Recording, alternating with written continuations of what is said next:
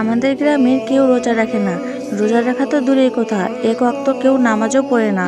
প্রতিদিন মুয়াজ্জিন রোজা রাখার জন্য সেহরি করার জন্য মসজিদে গিয়ে ডাকাডাকি করে, কিন্তু কোনো সাড়া শব্দ কেউ দেয় না।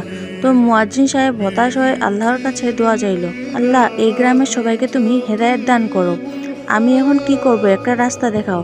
তো সেই দিন রাতেই মুয়াজ্জিন সাহেব স্বপ্নে দেখলো, একটা নির্দেশ আসলো, যে কোনো একটা অলস ব্যক্তিকে খুঁজে বের করো, যে কোনো মূল্যে তাকে দিয়ে তোমার একদিনের কাজ করাও, এরপর আল্লাহ তাআলা সবাইকে হেদায়েত দান করবেন। মুয়াজ্জিন ঘুম থেকে উঠে ভাবলো, এ আবার কেমন স্বপ্ন।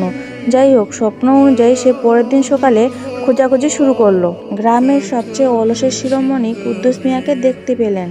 কুদ্দুস মিয়ার রুটিন হলো খাওয়ার সময় খাওয়া, মহিষের মতো খাওয়া, আর বাকি সময় কুম্ভকর্ণের মতো ঘুমানো।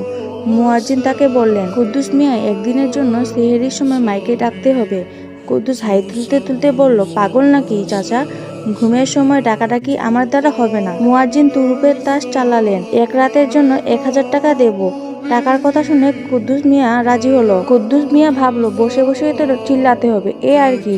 সেহরির সময় হলো। কুদ্দুস মিয়া অনিচ্ছা সত্ত্বেও মসজিদে গেল। মসজিদের মাইক নিয়ে ভাবলো, দাঁড়িয়ে কে ডাকবে, বসে বসেই রাখি। 2 মিনিট বসে বসে ডাকলো, ও গ্রামবাসী উঠো, সেহরি খাও, রোজা রাখো। কিন্তু অলস মানুষের স্বভাব। 3 মিনিট পর তার মনে হলো বসে থাকতেও কষ্ট হচ্ছে। সে মাইক বুকের উপর রেখে জায়নামাজে শুয়ে পড়লো। শুয়ে শুয়ে ডাকতে লাগলো, উঠে পড়েন সবাই, আর কত ঘুমাবেন।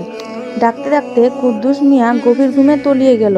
সে নিজেও জানে না তার ঘুমটা কত গভীর ছিল। গভীর ঘুমে তার হাত থেকে মাইকটা ফসকে গেল। ফসকে গিয়ে তার নাকের সামনে এসে বসলো। বেশ, শুরু হয়ে গেল আসল খেল। কুদ্দুসের নাক ডাকা এমনিতেই 10 গ্রাম মানুষ জানে, কিন্তু মাইকে যখন আওয়াজ কানেক্ট হলো, তখন মনে হলো গ্রামের উপর কোনো বোমারু বিমান চক্কর দিচ্ছে। ঘর ঘর ঘ্যাস, ফুসফুস ঘ্যাস ঘ্যাস। পুরো গ্রাম এক ঝটকায় 5 ফিট উপরে লাফিয়ে উঠল। গ্রামে হুলস্থুল পড়ে গেল। যে লোক জীবনও উজু করেনি, সে ভয়ে 3 বালতি পানি দিয়ে উজু করে তাসবিহ গুনতে শুরু করলো। কেউ জায়নামাজে দাঁড়িয়ে পড়লো, কেউ নামাজ আদায় করতে শুরু করলো, কেউ কোরআন শরীফ তেলাওয়াত শুরু করলো। গ্রামের চোরবাটপার কানে ধরে তওবা করতে লাগলো।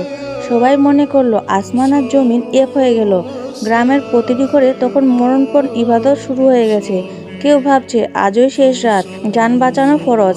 এদিকে মুয়াজ্জিন সাহেব হন্তদন্ত হয়ে মসজিদে ঢুকলেন। ভিতরে ঢুকে যা দেখলেন তা দেখে নিজের উজু যাওয়ার দশা। কুদ্দুস মিয়া একদম চিৎ হয়ে শুয়ে আছে।